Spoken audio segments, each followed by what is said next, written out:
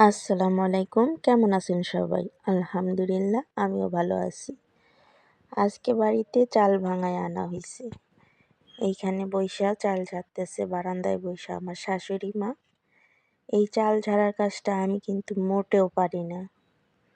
জানি না এতদিনে যখন শিখতে পারি নাই আরো কত বড় বয়স হইলে শিখতে পারবো। যাই হোক, এখানে আমার শাশুড়ি মা চাল ঝাড়তেছে, আর এই যে পাশে বইসা রয়েছে আমার দুই রাজপুত্র। তারা চাল ঝাড়ার শিখতেছে মনে হয়, জানি না আমি। একজনকে দেখা যাইতেছে ক্যামেরায়। আজকে বাড়িতে প্রচুর কাজ। এখানে আমার যা ঘষি ভাঙিয়ে দিতেছে, গোবরটাকে ভাঙিয়ে দেওয়ার এই আর কি ঘষি ভাঙা বলে এখানে। আর এই যে প্রচুর কাজ বলতে কি জানেন, এই যে সরিষা ক্ষেত থেকে কাইটা বাড়িতে আনা রাখা হইতাছে, এগুলার কাজ চলবো। এইখানে আমার শাশুড়ি চাল ঝাড়তেছে, দুইজনে মোড়া নিয়া বোতল নিয়া হুড়াহুড়ি পারাপারি শুরু করে দিছে। এই যে মানে একটার মধ্যেই দুইজনের বসতে হয়।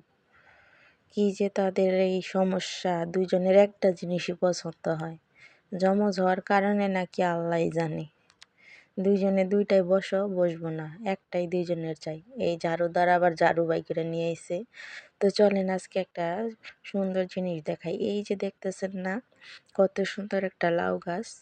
আমি যখন ডিসেম্বর মাসে বাড়িতে আসলাম তখন থেকে এখনো পর্যন্ত মাশাল্লাহ একদিন দুদিন পর পরই আমরা প্রচুর লাউ শাক খাইতেছি। কিন্তু আমার শাশুড়ি কষ্ট করে মানে মনে কষ্ট নিয়ে বলতেছে, এত সুন্দর লাউ গাছ হইলো, একটা লাউ খাইতে পারলাম না। আমি কই কে মা, কি হয়েছে?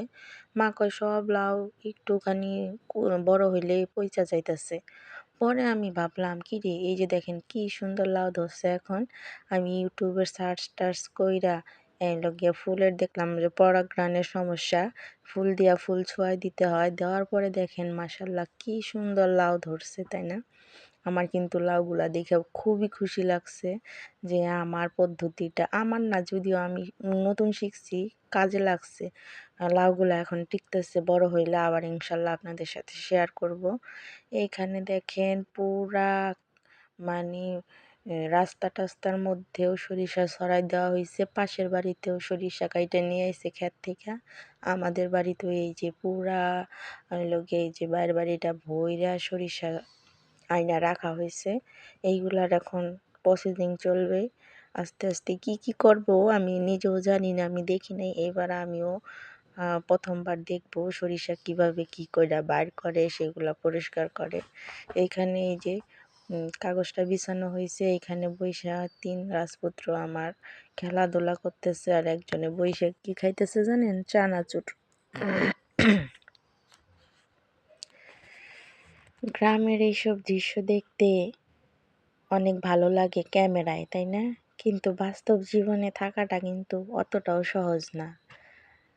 বাস্তব জীবন সুখ দুঃখ মিলাইয়া কিন্তু ক্যামেরা যখন বন্দি করা হয়, জিনিসগুলা কি সুন্দর লাগে দেখতে, যে কতই না সুন্দর। আলহামদুলিল্লাহ, আমরা ভালো আছি সবাই। আমাদের জন্য দোয়া করবেন, আমার বাচ্চাদের জন্য দোয়া করবেন। এইখানে তিন ভাই খেলাধুলা চলতেছে।